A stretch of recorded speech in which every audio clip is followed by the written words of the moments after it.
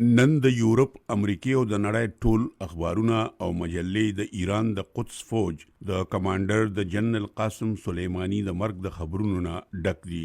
څوک چې د امریکې په یو ډرون حمله کې وژلې شوی دی. د جنرال قاسم سلیمانی په مرګ د خبرونو د مشهور ټلویزیون چینل الجزیره په ویب پاڼه د نامتو لیکوال د مروان بشرا یو تفصیلی تجزیاتی ریپورت خور شوی دی.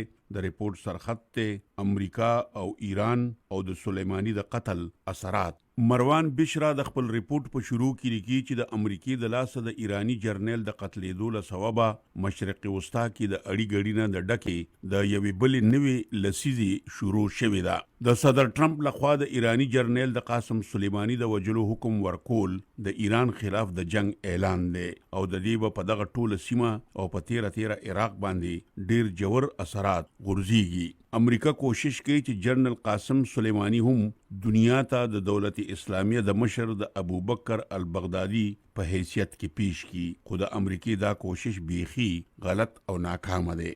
جنرال قاسم سلیمانی بشکه چې یو لانجمن بلکې یو خونړی جرنیل بللې کېدی شي، خو دین هم انکار نشي کېدی چې هغه خپل ټول کارونه د ایران د خپل ستر مشر علي حسین خامنه‌ای په حکم کول.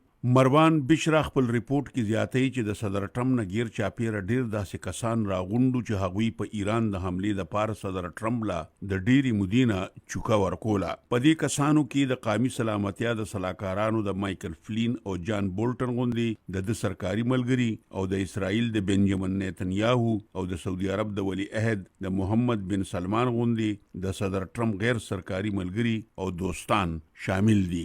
خو صدر ټرمپ تر 3 کالو پورې د دې خلکو خبرو ته اهمیت ورنکو او دا به ورته وی چې هغه اسلامي جمهوریت ایران سره خکر اړمول نه غواړي. د حملې په ځای صدر ټرمپ په ایران سخت بندیزونه ولګول چې مقصد د ایران د اقتصاد شلګوډ کول، په سیمه کې د ایران د مقصدونو د پوره کېدو په لار کې خندان راپورته کول او امریکای سره د یوې بلې لوزنامې د دستخط کولو ته د ایران مجبورولو.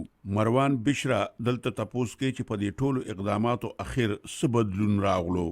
په جواب کې هم مروان لیکي چې د صدر ټرمپ حکومت ته دا پوره احساس وشو چې د فشار اچولو پالیسی ناکامه ده. په دې اقداماتو بشکه چې ایران زورونه وخوړله، خو هغه نه خو د دنیا نورو ملکونو یوازې پرې خودو او نه د ایران د پتنیمارو مشرانو زیل زد ختم کړی شو.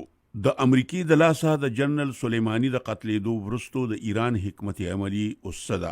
مروان بشرا لیکي چې د ټولو نړومبې خو ایران اټومي لوزنامې نه د صدر ټرمپ وتل رد کړل او د امریکای له طرفه لګېدلي بندیزونه ناقابل قبول او ناجایزه اعلان کړل. د امریکانو بندیزونو د لاسه د ایران د تیلو اهمترین برآمدات په ټپه ودرېدل، اقتصادي ریخي شو او فوجي دانوانه شو. خو ایران زړه باینلودو او نه لاسترزنې کېناستو. ایران د خپلو بړیسو په ذریعه سیمه کې د امریکای او د امریکای د اتحادیانو په اساسو خپل حملې نورې خورې ورې کې چې پکې خلیج کې تیرو ورځو کې د تیلو په ټینکرو او د سعودي عرب د تیلو په تنصیباتو حملې کول شامل دي. دې سره ایران، روس او چین سره هم پخې یارانې جوړې کې. ریپورت زیاتوي که ایران د تاریخ نه رهنمایي اخلي نو ایران به اوله کې د امریکای دا شوی غزار اوزغمي او ځان نه مضبوط ملک امریکای سره به د یو مکمل جنگ نه ځان وساتي.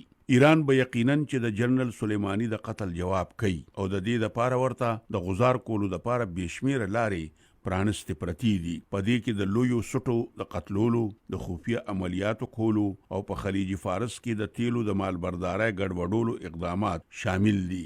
اوس د امریکای د مشهور آنلاین خریدونکو اخبار فارن پالیسی یو ریپورت د جنرال سلیمانی د امریکای په ډرون حمله کې د قتلېدو په لړ کې د امریکایي قام د دریس په حق لا د امریکای په مشهور آنلاین خریدونکو اخبار فارن پالیسی کې د نامتو لیکوال شبلی تلهامی یو تفصیلی تجزیاتی ریپورت خور شوی دی.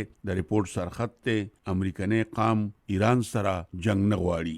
شبلی تلهامی د خپل ریپورت په شروع کې لیکي چې د عوامي رای خیال د معلومولو د یو تازه سروې نه معلومه شوې ده چې د امریکایانو اکثریت ایران سره د تاوتریخوالي د زیاتولو د صدر ټرمپ د پالیسو مخالف دی او لیکي که صدر ټرمپ هر څومره امریکایي قام ته د زړه د کومې دا خبرې وکړي چې د جنرال سلیمانی لاسونه د ډیرو قتل شوو امریکایانو په وینو لړلي وو، خو بیا هم د امریکای خلک ایران سره په جنگ کې د امریکای او د امریکای د خلکو خیر نه ګڼي.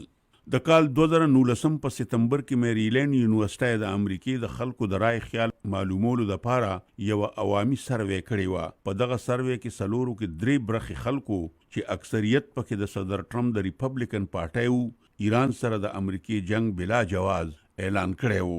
په دغه سروې کې زیاتو خلکو د صدر ټرمپ حکومت ملامت کړی وو چې اس بي سي ایران سره لانجې راخېستې دي. ایران کې د صدر ټرمپ د مقصدونو په جاج اخیستو کې امریکایي اولس دوه پړقه دی.